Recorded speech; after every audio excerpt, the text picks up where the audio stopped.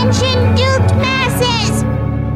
You're listening to Media Monarchy with James Evan Pilato.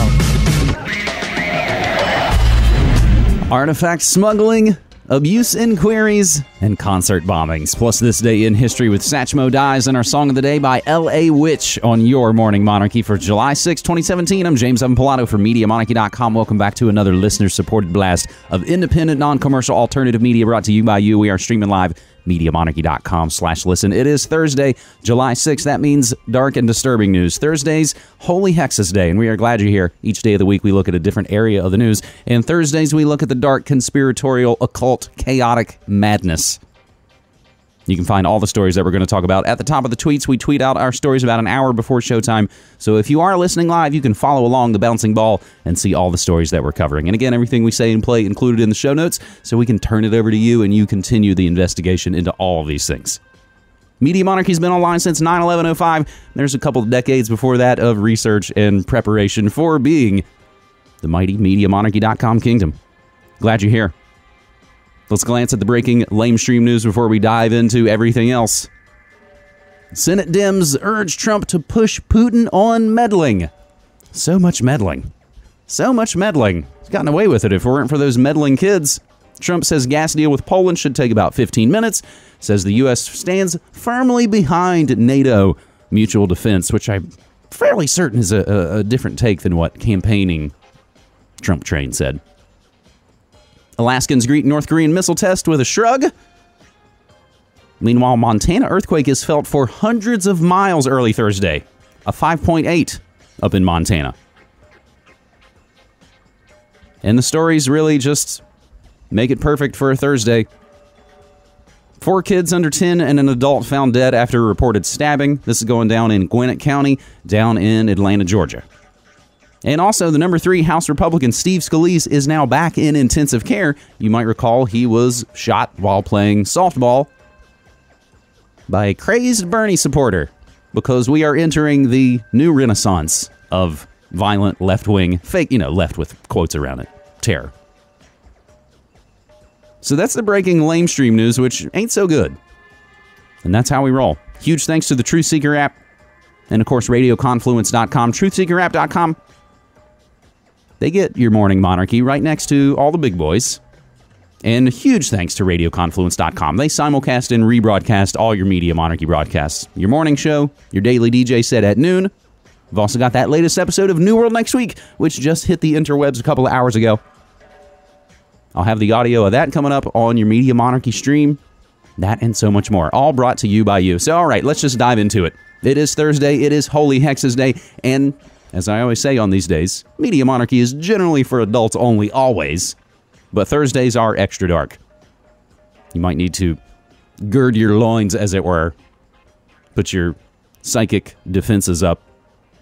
And of course, as always, have your critical thinking caps on.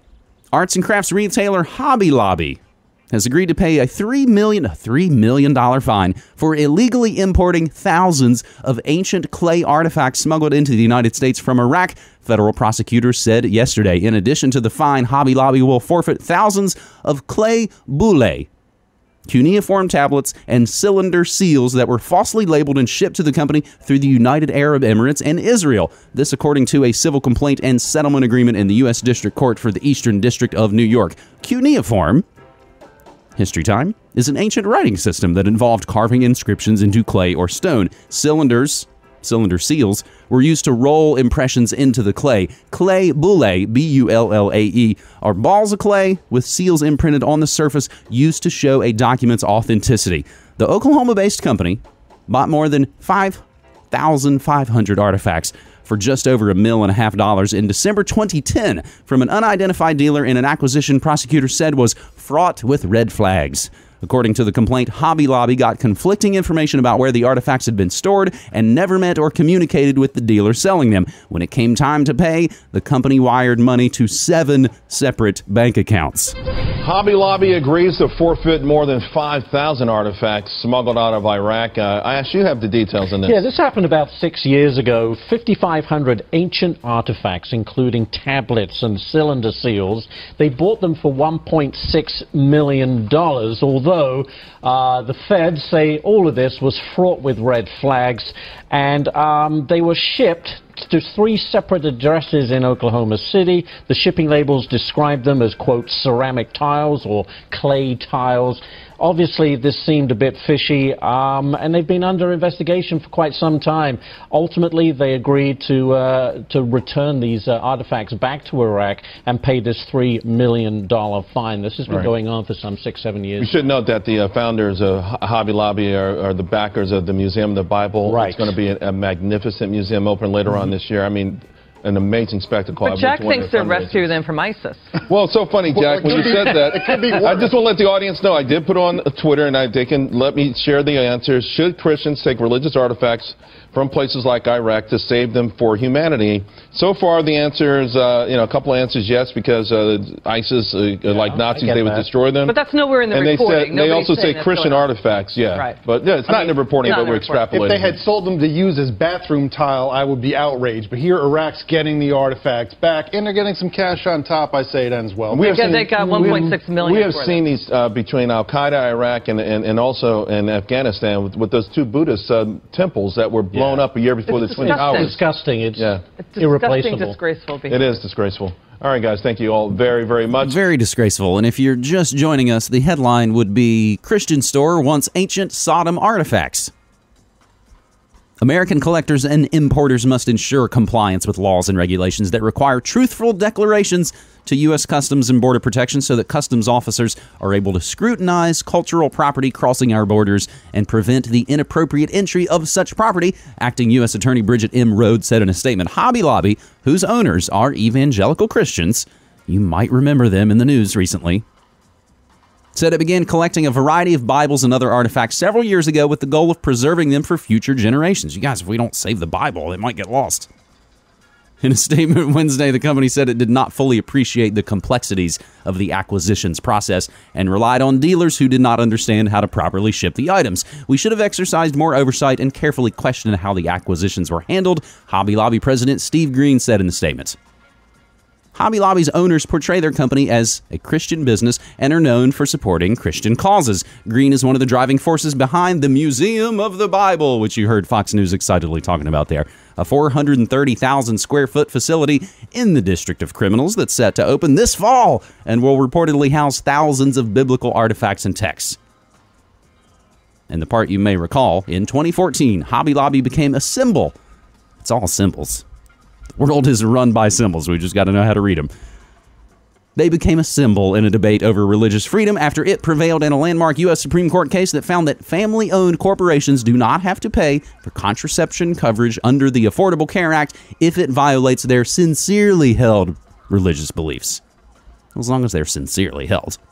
According to the complaint, Hobby Lobby began collecting a range of historically significant manuscripts and other antiquities in 2009.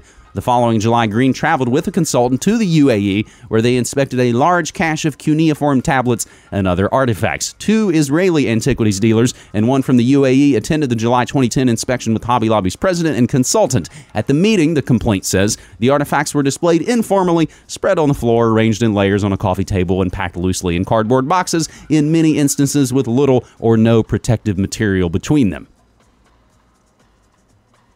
Now you can get the rest of this article and the 1,000 plus comments on the Amazon post. Hobby Lobby fined $3 million for artifacts smuggled from Iraq. $3 million. I'm going to go out on a limb and say that sounds like the proverbial slap on the wrist. And I think in some ways we're doing our Holy Hexes coverage here that takes in some of our other subjects that we talk about on this show. Now, yesterday's episode, we crammed in world news, tech news, and food news all into one day. And I think that first story would probably file under geopolitics, as this second story we could file under cyberspace war. As we prepare to ascend the sugar cube yet again, Mark Sugarcube has claimed Facebook is, quote, the new church. And the social network can take on the role that religion once did in giving people a sense of community. The billionaire boss said groups on Facebook could give people a sense they are part of something bigger than ourselves, akin to a religious congregation. Facebook passed 2 billion users this week, meaning almost 1 in 3 of the global population are signed up. And its founder, future America's next top president, said people could find purpose and support online that previous generations found by going to church. Zuckerberg has recently been pushing the idea of communities as Facebook's new mission, and last said it would be the company's focus from now on. From now on. In a speech in Chicagoland while dodging bullets, as hundreds of people were murdered over the 4th of July weekend, I believe, at least shot. He said only 100 million Facebook users are part of what he called a meaningful community. This meant they were part of a group on Facebook that involved regular interactions with other people. Zuckerberg said he wanted the 100 million figure to rise to 1 billion. He said, quote, "If we can do this, it'll not only turn around the whole decline in community membership we've seen for decades, it will start to strengthen our social fabric and bring the world closer together. As I've traveled around and learned about different places, one theme is clear." Now imagine, the hand with the thumb kind of pursed, preaching at you from the pulpit. Every community has great leaders. Think about it. A church doesn't just come together. It has a pastor who cares for the well-being of their congregation, makes sure they have food and shelter. Is that how that works? Leaders set the culture, inspire us, give us a safety net, and look out for us. Sugar Cube has denied he has ambitions to run for president, but he recently went on a week-long listening tour of America that looked like, some say, a political campaign, and others say looked like a movie where an alien slowly learns how to feel real emotions. Controversy tonight swirling around one of the richest and most powerful people in the world. Facebook CEO Mark Zuckerberg declares a new mission for his creation, suggesting that his virtual social network will seek to take the place of some real-life communities, like churches, for example.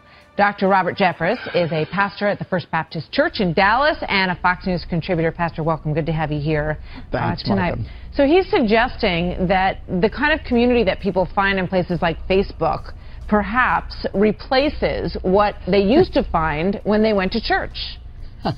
Look, God created the church. Zuckerberg created Facebook. My guess is God and the church are going to be around a lot longer than Zuckerberg and Facebook are. And look, Martha, I believe that technology can certainly enhance the ministry of the church. In the last 18 months, we've had 500,000 people from 192 countries participate in our internet worship services. Technology can enhance the ministry of the church, but it will never replace the church. You know, you visit some cities and you see churches that are now antique stores or churches that are nightclubs. And, yes. I always think it's sad when I see that. When you're, dining in a restaurant and say, oh, this used to be a church.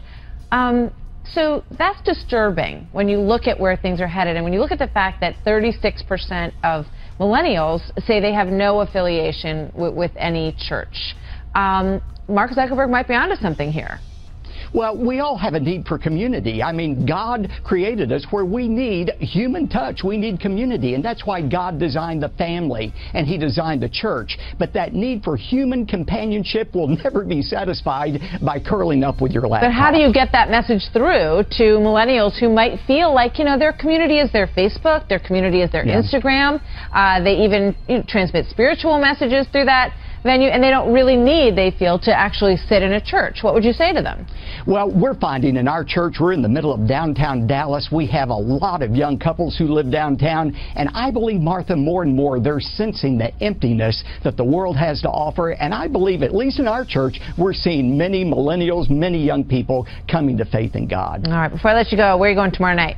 Tomorrow night, a big Celebrate Freedom rally at the Kennedy Center. We have 400 at a mass choir and orchestra, 1,000 veterans, and President Trump is interrupting his vacation to come back and speak tomorrow night at our rally about the importance of our veterans and the importance of religious liberty. It's going to be a great evening. Oh, my Pastor, God. thank you for being here. Happy Independence Day to you. Have a great weekend. Thanks, Martha. Praise Jeebus. Holy moly, I think I owe you guys a lot for playing so many Fox News clips. Give us this day our daily likes, and I think people are going to be able to find on Facebook what they used to find at church. A bunch of nitpicky busybodies talking shit about who's not there. Oh, I see the Smiths aren't in the church today. Oh, I wonder if it's because they were out on Saturday. Oh, I heard this and I heard that and blah, blah, blah, blah, blah, blah, blah. Honestly, truth time, kids. I grew up pretty hardcore in a Southern Baptist church. I was pretty much made to go to church Sunday morning, Sunday night, Wednesday night till I was like 15. But there was a point in there where my dad, who was the choir director for a long time, he quit going, stopped going to the church. And it wasn't out of some I reject Christianity kind of thing. That never came. It was more the realization that it was just a bunch of shit-talking busybodies. Not actually concerned about leading their life in a Christ-like fashion. It's just a social club. Maybe we are making our own new social clubs. You're listening to The Morning Monarchy. I'm James Pilato, your host, webmaster, DJ, and so very much more from the mighty MediaMonarchy.com kingdom. It is Thursday, July 6, 2017, and we are serving up a not safe for work edition of your Morning Monarchy. It's the Holy Hexes style, and it's time we head on over to the gay orgies at the Vatican. Vatican police have broken up a gay orgy at the home of the secretary to one of Pope Francis's key advisors. The flat belonged to the Vatican's Congregation for the Doctrine of the Faith, which is in charge of tackling clerical sexual abuse. When police showed up, they found drugs and a group of men engaged in sexual activity, local reports state. Reports in Italy claim the occupant of the apartment is allegedly the secretary to Cardinal Francesco Cocopalmerio. That's a hell of a name, Cocopalmerio. A key aide to the 80-year-old pulp. They're being grinded into pulp. The Pope. Cocopalmerio heads the Pontifical Council for Legislative Texts and was said to have once recommended his secretary for a promotion to bishop. The explosive claims were made in the Italian newspaper Il Fatto Quotidiano. It's the latest scandal to hit the Vatican and comes after its chief financial officer, Cardinal George Pell, was charged with historical sexual offenses, which we talked about last week on the Holy Hexes edition of your Morning Monarchy. Pretty much the third week in a row where we've had large, earth-shattering news coming out of the Catholic Church. 2 weeks ago, we talked about the sudden resignation of one of the main financial investigators. He just up and quit. And then the very next week, we find one of the high-up financial officers, George Pell, hit with historical sexual offenses. Could that be why that investigator up and quit? Because he was never going to get any job done. Now, Pell has protested his innocence. Is that what you mean to say? I think he's probably proclaimed his innocence and would protest the allegations. Come on, Daily Mail. Guess you'll get that in a Daily Mail article. Now, unfortunately, we don't have the Italian newspapers to source this back to. So we are taking this from the Daily Mail for what that is worth. Pell has protested his innocence and said he was looking forward to the day of having his day in court after a 2-year investigation, leaks to the media, and relentless character assassination. Police have not revealed details of the charges against the 76-year-old, citing the need to preserve the integrity of the judicial process. In March, the Vatican was hit with a wave of lurid accusations of misbehaving priests across Italy, with scandals involving orgies, prostitution, and porn videos. Sometimes it's live, sometimes it's Memorex. The claims were embarrassing to the Vatican, which under Pope Frank has attempted to demand high standards of the clergy. Francis has tried to clamp down on unethical behavior ever since being made Pope in 2013 and has often spoken out against the pitfalls of temptation. The pitfalls of temptation. Raided a flat belonging to Vatican's Congregation for the Doctrine of the Faith. Occupant of the flat was allegedly secretary to Cardinal Francesco Cocopalmerio. And Cocopalmerio heads the Pontifical Council for Legislative Texts and is a key advisor to the Pope. So these aren't the little underlings. These are the big dudes with cabinet-level positions that are at number 2, number 3. Not the lower ones. Now, ultimately, and I think you might agree with me here, whatever consenting adults want to do to themselves, to others, God love you. Press on. Hallelujah. USA, USA. They can, yes, they can give themselves indulgences. But you probably shouldn't do this, when you work for an organization that claims to be going against such things. Vatican police break up drug-fueled gay orgy at the home of secretary of one of Pope Francis's key advisors. So it's another week and another laundry list of controversies involving the powers that shouldn't be. And once we dive into pedo culture, there's going to be 3, 4, 5 more stories that we constantly give you with constant pedogate updates.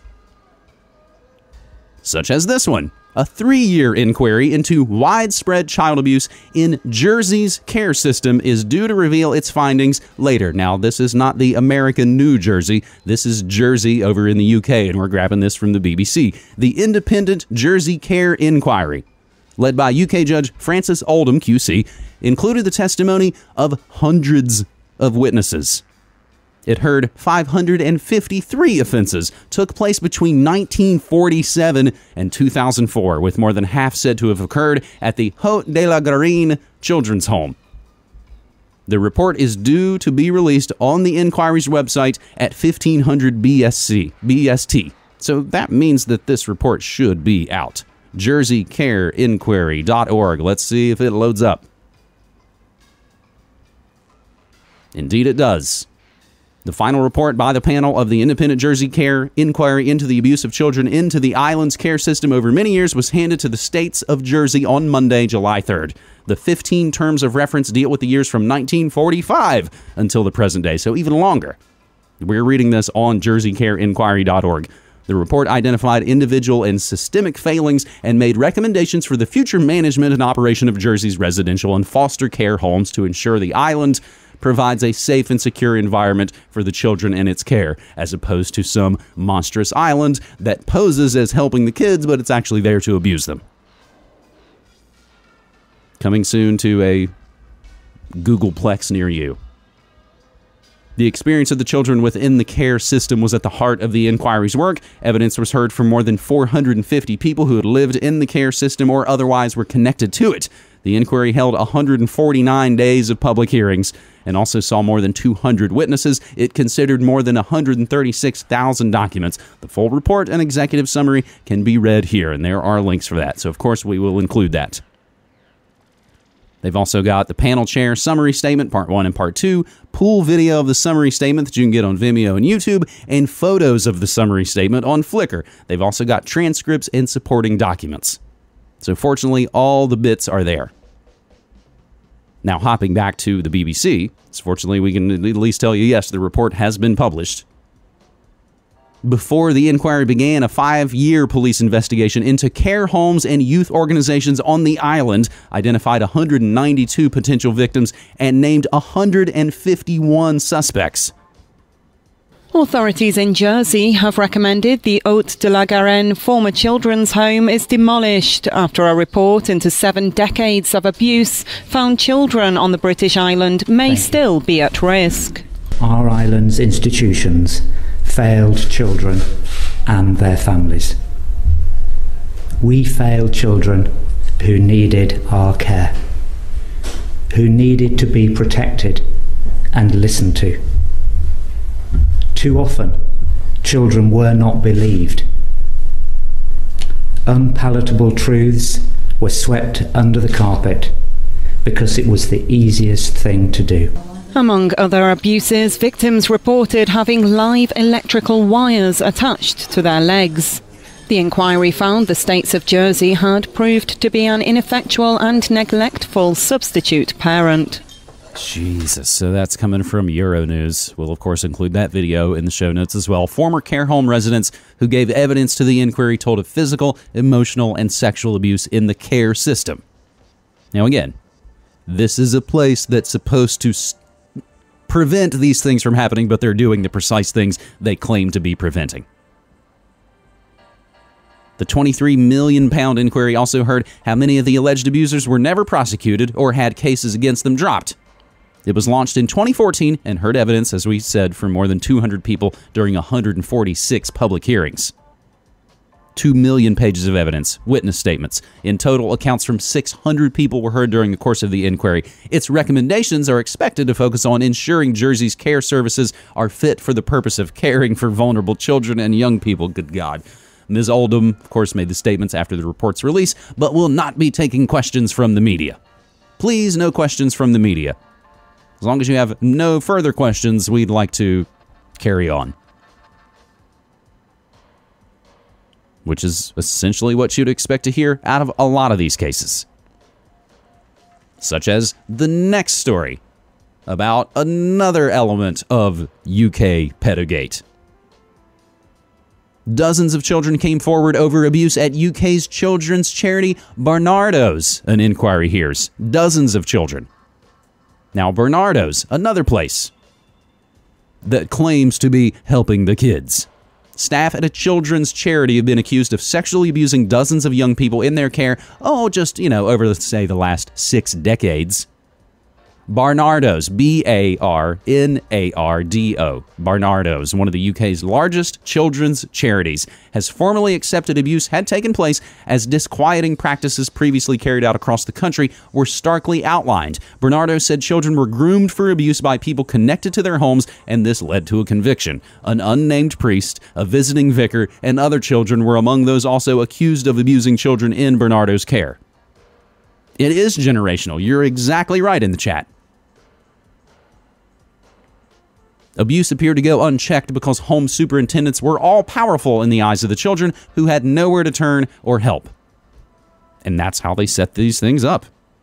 That's how they run these things. And in a lot of ways, this is not a disgusting analogy to make, we all act that way. We are all taught to believe you have no power, and if you try and complain, who's going to believe you? The Scottish Child Abuse Inquiry heard that parents were seen as an irritant to Barnardo's staff once a child was put in care. Siblings are split up and contact with family was discouraged. Vulnerable children, many of whom were from troubled backgrounds, of course, because this is generational. They were told they're coming into the largest family in the world. And I suppose in some ways they are. The family of abused by the state. It is a big family, big tent. Instead of the shroud of protection expected of a family, however, many said they were sexually and physically abused at Barnardo's, which ran 7 homes under scrutiny by the inquiry. Of 3,600 children in care in Scotland since the end of the Second World War, 44 made official allegations of abuse. One staff member has already been convicted in 2004 of sexual and physical abuse of 2 boys in Glasclune Home, North Berwick, East Lothian, dating back to the 1970s. Asked by James Peoples, Inquiry Senior Counsel, about the practices leading to the investigations into the allegations, Sarah Clark, Senior Assistant Director, Children's Services at Barnardo, said, quote, "Decisions of individual staff members are not indicative of systemic failure, but at what point are they? There is a recognition that we didn't always get it right. There are things we would have done differently and things we wish we would have done and things we wouldn't have done." In answer to questions about the allegations, he said police would not generally pursue a case where the accused is dead or the lapse of time was an alleged historical time crime was considerable. What is that sentence? In answer to the questions about allegations, she said police would not generally pursue a case where the accused is dead or the time lapse of an alleged historical time crime was considerable. She also said that police north and south of the border pursued historical abuse cases more vigorously post-Savile.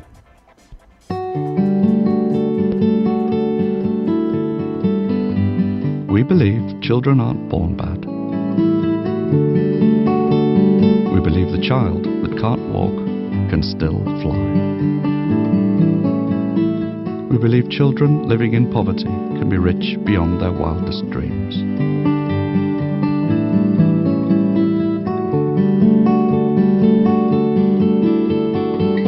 We believe in the abused, the vulnerable, the forgotten, and the neglected. We believe every child deserves a decent childhood, no matter who they are, what they've done, or what they've been through. We will support them, stand up for them, and try to bring out the best in each and every one. We do this because We believe in children.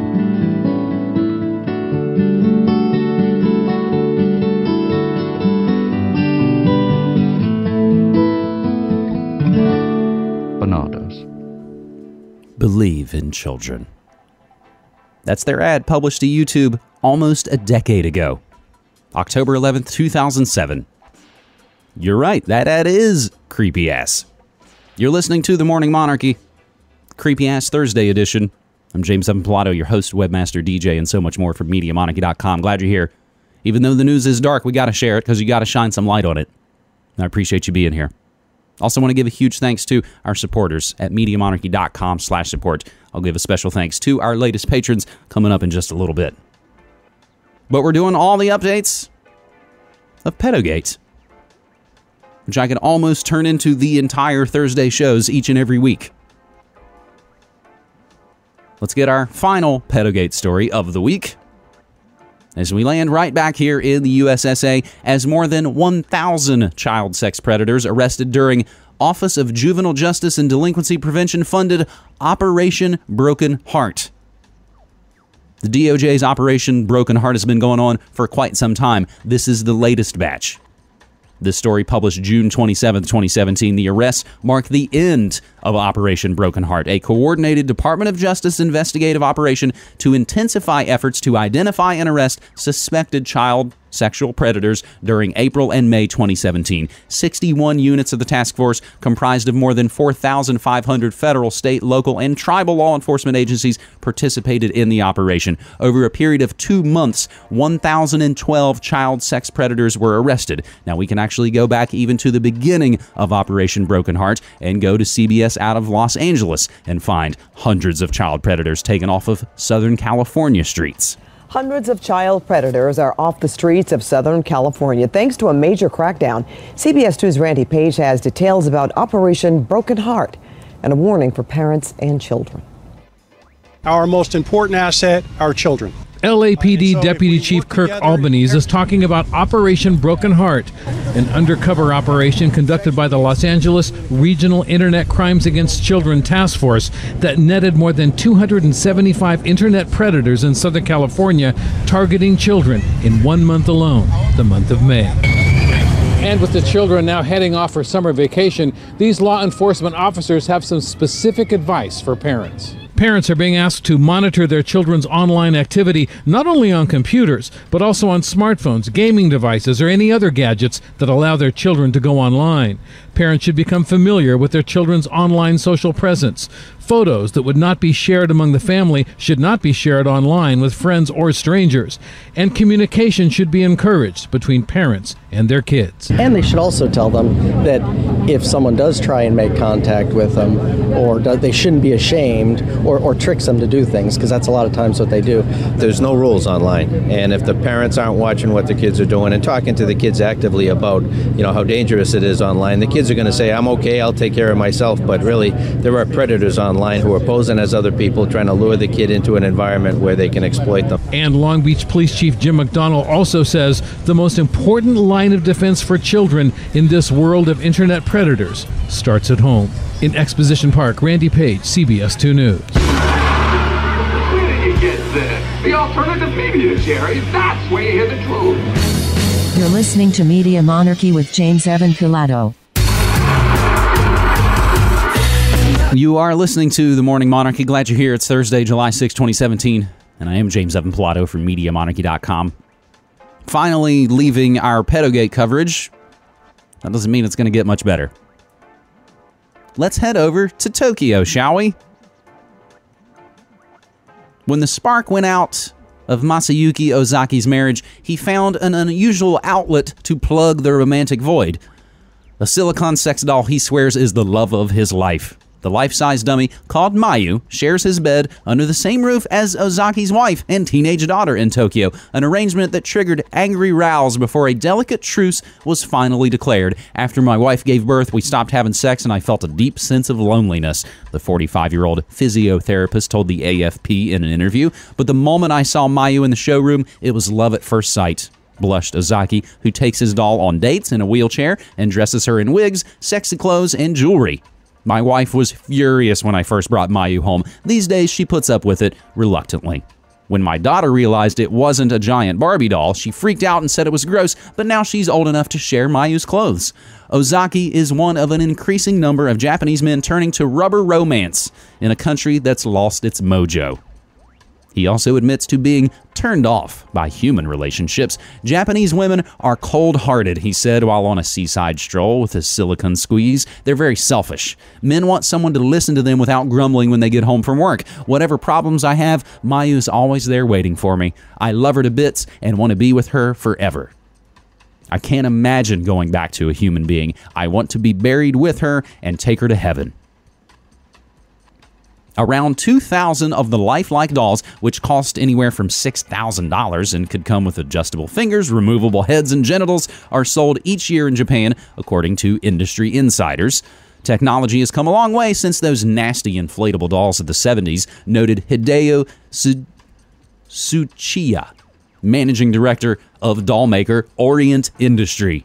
They look incredibly real now, and it feels like you're touching human skin. More men are buying them because they feel they can actually communicate with the dolls. Popular with disabled customers and widowers, as well as mannequin fetishists, some men use dolls to avoid heartache. Human beings are so demanding, insisted 62-year-old Shinji Nakajima, who tenderly bathes his rubber girlfriend, Sayori, has framed photos of her on his wall, and even takes her skiing and surfing. People always want something from you, like money or commitment. My heart flutters when I come home to Sari, added the father of two as he picnicked with his plastic partner. She never betrays me. She makes my worries melt away. You're right in the chat. Even hookers aren't safe from robots stealing their jobs. And the photos that accompany this story, holy moly, pretty sure those are going to be our album art for today. Nakajima's relationship with Sari has divided his family, but the Tokyo-born businessman refuses to give her up. My son accepts it, my daughter can't, says Nakajima, whose wife has banned Sari from the family home. I'll never date a real woman again. They're heartless, he insisted, back at his cluttered Tokyo apartment, sandwiched between two dolls from previous dalliances and a headless rubber torso. Reconciliation with his estranged wife is unlikely, admits Nakajima. I wouldn't be able to take a bath with Sari or snuggle up with her and watch TV, he said, slipping the doll into some racy purple lingerie. I don't want to destroy what I have with her. While the pillow talk is decidedly one way, Nakajima believes he has discovered true love, saying, quote, I'd never cheat on her, even with a prostitute, because to me, she's human. As Japan struggles with a plummeting birth rate, a growing number of men known as herbivores are turning their backs on love and traditional masculine values for a quiet, uncompetitive life. In the future, I think more and more guys will choose relationships with dolls, said Yoshitaka Heiyodo, whose home is in an Aladdin's cave of dolls, kitsch toys, and Japanese erotica. It's less stress and they complain a lot less than the women. Heiyodo, a military buff who lives alone but has an understanding girlfriend, owns more than 10 of the life-size dummies, many of which he dresses in combat uniforms to play out wartime fantasies, but he claims to have cut down on doll sex. It's more about connecting on an emotional level for me now, said the 43-year-old blogger, whose curiosity was piqued at a young age when he found a charred mannequin in the street. People might think I'm weird, but it's no different than collecting sports cars. I don't know how much I've spent, but it's cheaper than a Lamborghini. Future doll users can expect more bang for their buck as researchers work to develop next-generation sex bots able to talk, laugh, and even simulate an orgasm. But for now, Ozaki's long-suffering wife, Rio, tries hard to ignore the rubber temptress silently taunting her from her husband's bedroom. I just get on with the housework, she sniffled. I make the dinner, I clean, I do the washing. I choose sleep over sex. We've said it before, we'll say it again. Don't date robots! Holy moly. Silicon Sally. Japanese men find true love with sex dolls. And then it gets really, really extra strange, of course, when they're dressing them up for wartime fantasies. And I get the perspective and get the good thoughts from the chat. It's just society's endgame. Folks so alienated from each other, they'll accept anything. self-esteem issues. Once she gets artificial intelligence, she'll dump him. And with this kind of crazy, men wonder why women don't want them. And they worry that women are so heartless. The irony of calling women heartless while they're in love with a mannequin. It's been said in lots of different ways, but when destruction comes to whatever scenario you're talking about, it's generally not from invading hordes of armies from the outside. It's destroyed from within. I think we can see this on our penultimate story here on your Holy Hexes edition. Actress Stevie Ryan has died in what the LA County Coroner's Office has ruled a suicide by hanging. She was 33. A YouTube star takes her own life. The LA County Coroner's Office says actress Stevie Ryan hanged herself on Saturday, but had no further comment. Ryan's first YouTube show, Little Loca, put her on the map. The popularity of her celebrity parodies landed her a gig on VH1. She also co-hosted her own series on E! With Brody Jenner called Sex with Brody. The 33-year-old's most recent work was a podcast about depression, and on it she revealed her grandfather had just died. I'm just worried that this is going to send me into a deeper depression. Ryan's co-host Kristen Carney sharing her thoughts on Twitter. R.I.P. Stevie Ryan, the coolest girl I've ever known. The coroner's office confirmed online that Ryan died Saturday, July 1st. They did not immediately respond to people's request for additional comment. We're grabbing this from Entertainment Weekly, or as you know it online, EU.com. The actress first rose to fame through a YouTube series called Little Loca, and later transitioned to doing celebrity parodies, as that video just mentioned on the platform. I remember waking up and one Little Loca video had like 900 hits, and I was like, oh my gosh, there's people watching this, Ryan told The Hollywood Reporter in 2012. And it just kept going, and then I did this Paris Hilton thing, and then it literally was just growing and growing, and I just became so obsessed with all of it. Ryan parlayed her impersonations, into a pop culture sketch series on VH1 called Stevie TV from 2012 to 2013, and was later a co-host of Brody Jenner's E-series Sex with Brody. So you don't have to throw too many rocks very far to find the disgusting Jenner-Kardashian clan that seems to have infected this society to its very freaking core.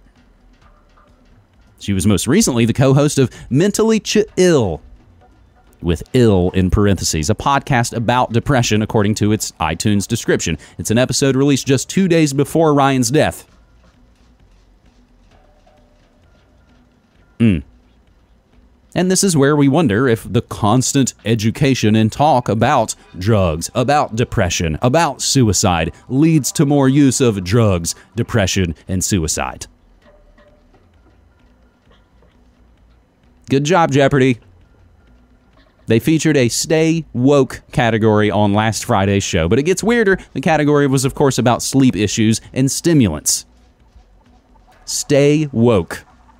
And, of course, the internet loves it. All the millennials love it. Ooh, those are words that I like. I know those words. Stay woke. Oh, that's a cool thing.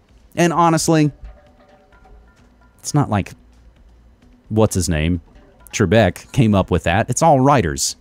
And I'm sure whoever scored and got that on the board is some 20-year-old underpaid intern or Jeopardy employee who was probably pretty stoked to be like, oh my God, I got Stay Woke into the show. It's probably kind of a coup. And that's the interesting thing about working for major corporations. It makes you feel like for a second, you're actually making a difference. Oh man, I really slipped one by them.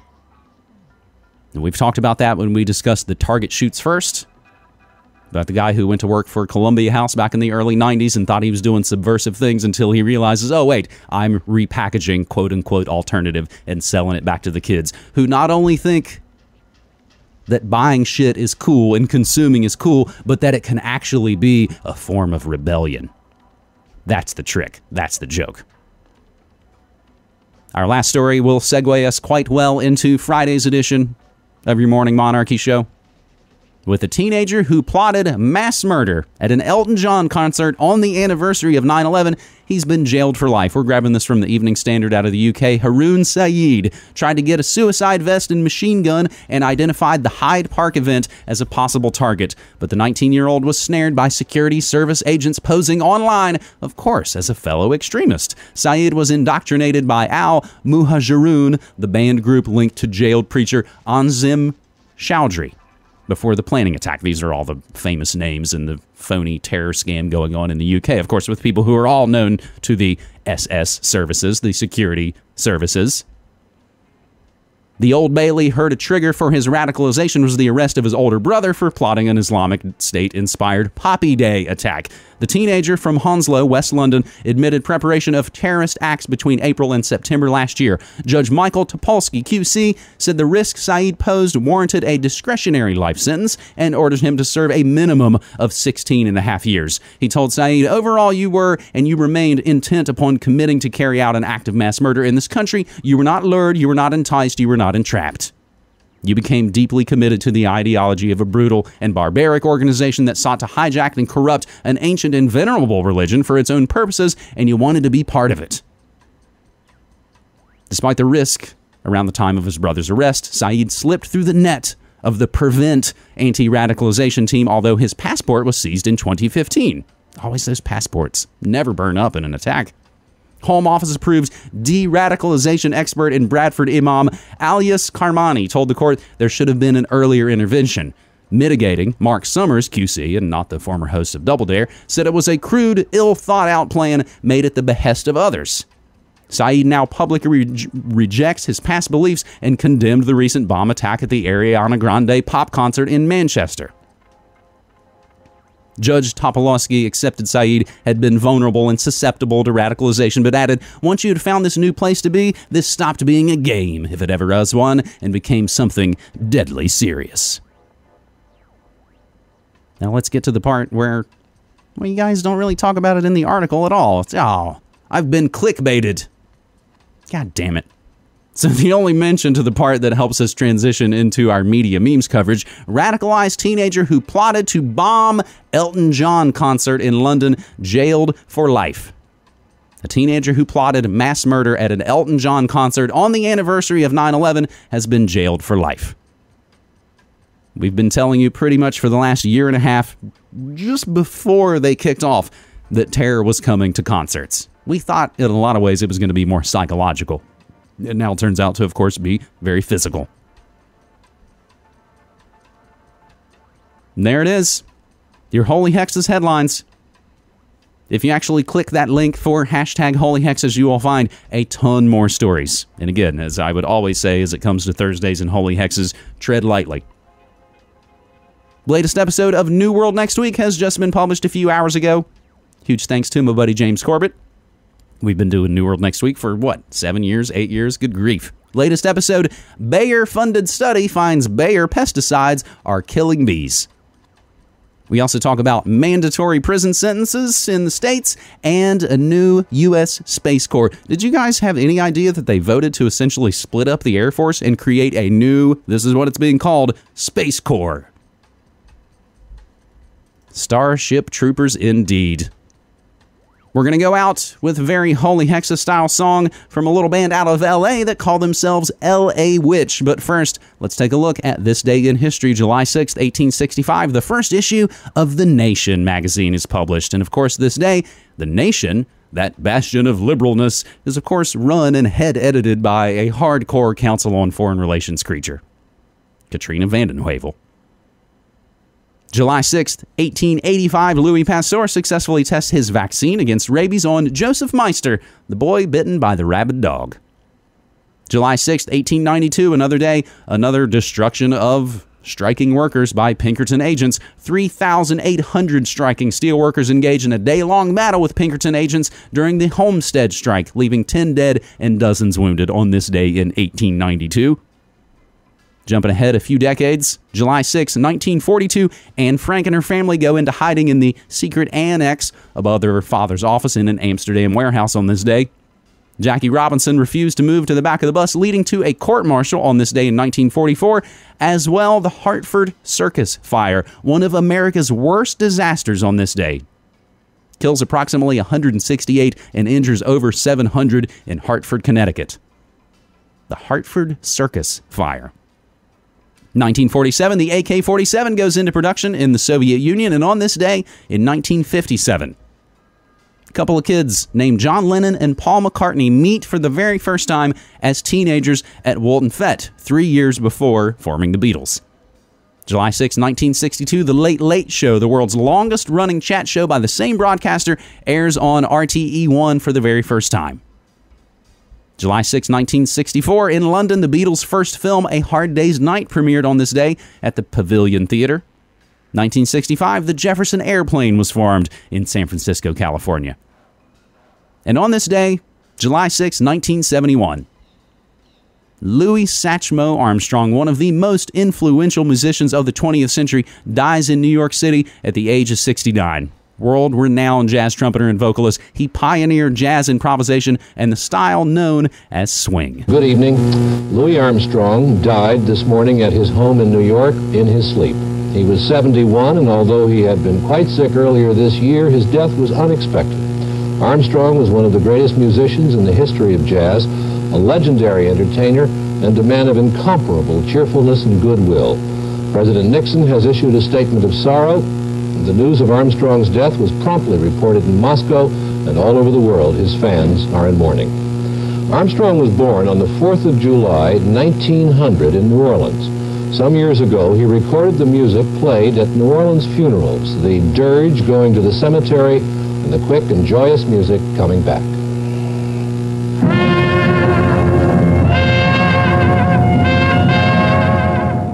The funeral will be Friday in New York, and the hall will hardly be big enough to hold all of his admirers.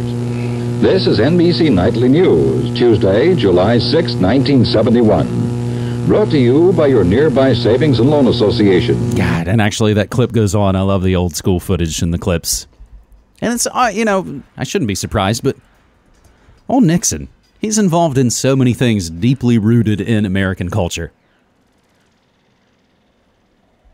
And we, of course, also file that under dudes die near their birthdays. So Louis Armstrong died 2 days after his birthday. July 6, 1971, Satchmo died. 1973, Queen released their very first single on this day, Keep Yourself Alive. July 6, 1984, the Jacksons began their Victory Tour. And where do you begin the Victory Tour? In Kansas City, Missouri, of course. July 6, 1990, the Electronic Frontier Foundation was founded on this day. And in 2013, at least 42 people are killed in a school shooting at Yobe State in Nigeria. Finally, 1 year ago today, July 6th, 2016, the Iraq Inquiry is published after 7 years by Sir John Chilcot. It's called the Chilcot Inquiry. It publicizes the critique of Tony Blair and his decision to go ahead with the 2003 invasion of Iraq. Published to Media Monarchy a decade ago today, a really classic story, and this is one I've cited several times. And it came from the AFP. British rock group Arctic Monkeys have become the latest music industry star to question whether the performers taking part in Live Earth on Saturday are suitable climate change activists. It's a bit patronizing for us 21-year-olds to start to change the world, said Arctic Monkeys drummer Matt Helders, explaining why the group is not on the bill at any of Al Gore's charity concerts, especially when we're using enough power for 10 houses just for stage lighting. It'd be a bit hypocritical, they said in an interview before a concert in Paris. Bass player Nick O'Malley chimed in and said, "And we're always jetting off on airplanes." They were young at the time. And from the mouths of babes. Arctic Monkeys shiver at climate hypocrisy, a classic post on MediaMonarchy.com. And we also had a News on the March post featuring 3 different stories. Behavior detection graduates from airports to bus and train stations. New NSA whistleblower Adrian Kine speaks out. And fed up with war, some won't pay their thefts. Past is prologue. The stories we've talked about in the past decade plus are the stories now bearing sometimes uncomfortable fruit on this very day. Celebrating birthdays, July 6th, Scottish-American captain and part of the American Revolutionary War, not the bass player from Led Zeppelin, John Paul Jones, born on this day in 1747. It's also Nicholas I of Russia, born on this day. But a little more contemporary. It's Marc Chagall's birthday, Frida Kahlo's birthday, and yes, perfect for the CNN blackmail meme wars, today would have been the birthday of Vince McMahon Sr., American wrestling promoter and founder of WWE. He died back in 1984. We mostly know his son, Junior. It's Nancy Reagan's birthday. Jazz drummer, composer, bandleader Louis Bellson, Merv Griffin, rock and roll legend Bill Haley, Janet Leigh, Della Reese, Ned Beatty, Gene Chandler, who you know as the singer of Duke of Earl. He's referred to as the Duke of Earl. An American businessman and politician and 43rd President of the United States of America, George Walker Bush, born on this day in 1946. It's also Hunter's birthday. You might know him as Fred Dreyer. It's also insane eugenicist Australian Peter Singer's birthday. Sylvester Stallone, Jeffrey Rush, Nancy Griffith, Elise Beasley, who you might remember from Moonlighting, Jennifer Saunders from Absolutely Fabulous, my buddy Brian Posehn. You know, I got to interview Brian Posehn a couple years ago. I should tweet that out and put that in the links. We've also got a pretty funny picture together. Inspector Deck from the Wu-Tang, 50 Cent, Kevin Hart, and Kate Nash. All those folks celebrating birthdays today. Some of them might make their way into our daily DJ set at noon. And it's all right here at MediaMonarchy.com/listen. We played the first single from L.A. Witch's upcoming self-titled record. We played that on Pump Up the Volume a couple of weeks ago. Now we've got the second single, and it's perfect Holy Hexa song, Kill My Baby Tonight from L.A. Witch. Retweeting, of course, does not equal endorsement, my friends. You know that. You're smart enough to know that. We are learning our way forwards, and I appreciate you being here. That's the dank and disturbing Holy Hexas edition of your Morning Monarchy for Thursday, July 6, 2017.